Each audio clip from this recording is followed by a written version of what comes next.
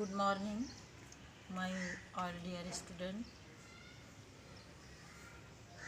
बहुत सारे दुआओं के साथ आज इस मोटिवेशनल क्लास की कड़ी में हम अहंकार की बात करेंगे। आदि शंकराचार्य ने एक बार अपने शिष्य से कहा कि तुमने मुझसे ज्ञान प्राप्त कर लिया है और जाओ अपने ज्ञान को अपरंपार फैलाने का, उसका प्रसार करने का प्रयास करो। जैसे ही शंकराचार्य ने शिष्य को ज्ञानी होने की बात कही, उसके अंदर अहंकार जागा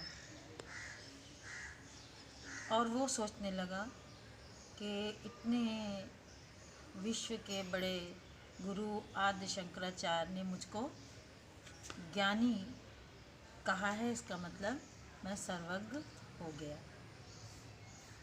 और यही उसकी भूल हुई। वो जहाँ जाता इसी अहम में डूबकर, अहंकार में डूबकर लोगों को उपदेश देता। लोगों को उसकी बात समझ में नहीं आती, लोग उसको सुनना नहीं चाहते। तो वो परेशान होकर अपने गुरु के पास गया। गुरु के चरणों में शीश नवाकर उसने कहा कि गुरु, आपने मुझे कैसा ज्ञान दिया है। लोग मेरी बात सुनना ही नहीं चाहते हैं, जो कि आपने मुझे बहुत ज्ञानवर्धक बातें बताई, उपदेश दिए, अध्यात्म के बारे में बताया। तो आदि शंकराचार्य जी मुस्कुराए और उन्होंने कहा कि तुम्हारे ज्ञान में अहम आ गया है, तुम मैं से शुरू करते हो और ये मैं ही तुम्हें तोड़ रही है। उन्होंने कहा कि अहम या अहंकार हमें नष्ट कर देता है। तो तुम ये सोचो कि तुम ज्ञानी हो, परम ज्ञानी हो, तो ऐसा नहीं हो सकता। फिर उस शिष्य ने उनसे कहा कि मैं गुरु, आप बहुत ज्ञानी हैं, दुनिया में आपके जैसा कोई गुरु नहीं होगा। तो शंकराचार्य फिर मुस्कुराए।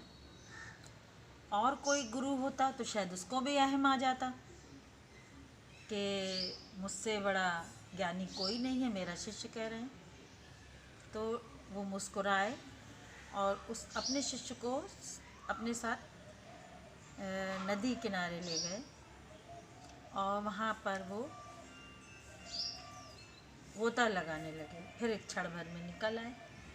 तो उस शिष्य ने कहा कि ये क्या है गुरु?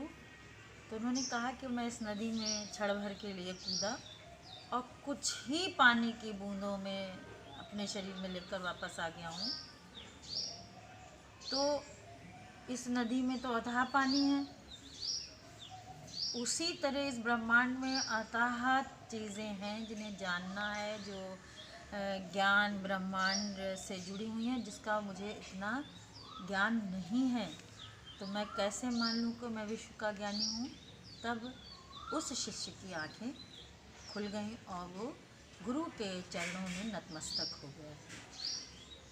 ये जो कहानी है, ये यकीनन ये हमको नसीहत दे रही है कि कभी भी हमें अपने अंदर किसी बात का अहंकार नहीं पालना चाहिए। अहंकार आता क्या है, कैसे है? दो वृत्तियाँ बहुत महत्वपूर्ण हैं जो हम बचपन से सुनते हैं, हिंसा और अहिंसा। लेकिन हम इनको बड़े ही संकुचित अर्थों में जानते हैं अपनी ज़िंदगी में। हिंसा का मतलब है किसी को मारना,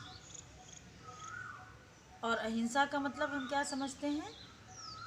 किसी को नहीं मारना, किसी के प्रति कोई शारीरिक मानसिक हिंसा नहीं करना। लेकिन नहीं जी, ये मनुष्य के जीवन दर्शन से जुड़ा एक पहलू है कि जिसने अहिंसा को समझ लिया।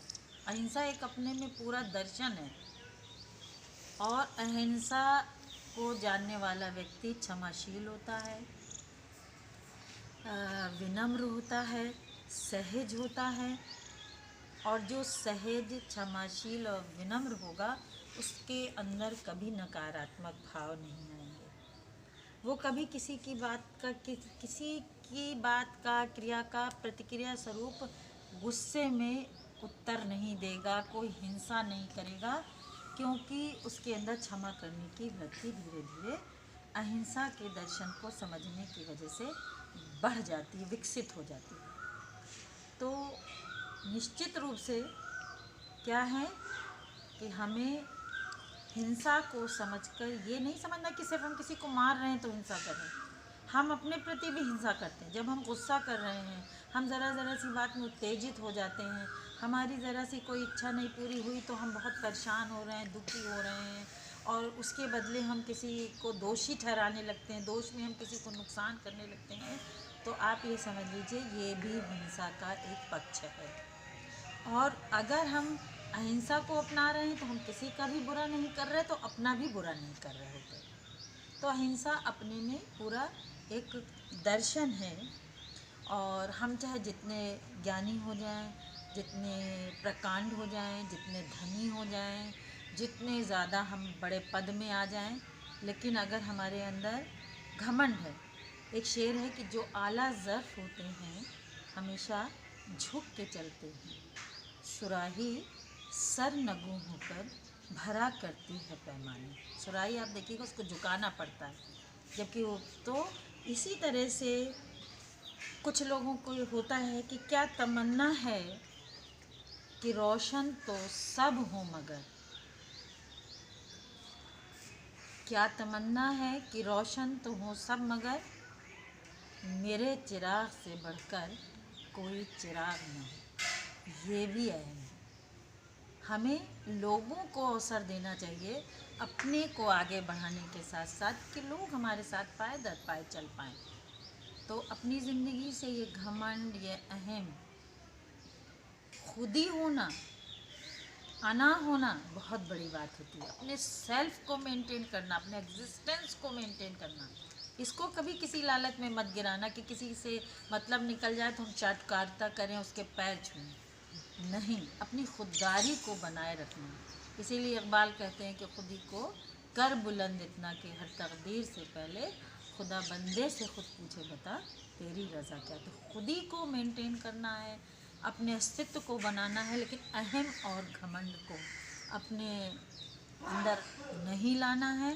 तभी हम तरक्की के रास्ते पर चलेंगे। हम जितने लोग कहते हैं अच्छा होना, बहुत बड़े पद में होना, किसी बहुत बड़े नेता बन जाना, अभिनेता बन जाना बड़ा आसान है, लेकिन सरल होना बहुत मुश्किल होता है। तो आप सरल बनने की कोशिश करिए, क्योंकि जो लोग सरल होते हैं वही क्षमाशील होते हैं, वही दूसरों को माफ़ करने वाले होते हैं। जो दूसरों को माफ़ करने वाले होते हैं वो मृदुल होते हैं, मृदुभाषी होते हैं, विनम्र होते हैं, और जिनमें ये गुण होते हैं वही सहज और सरल होते हैं। तो बिल्कुल ये कोशिश करो कि हम बहुत ज़्यादा पोलाइट रहें, बहुत अच्छे लफ्ज़ों में बात करें, शीरीं हमारा बात करने का लहजा रहे। इसी के साथ मैं अपनी बात ख़त्म करूँ।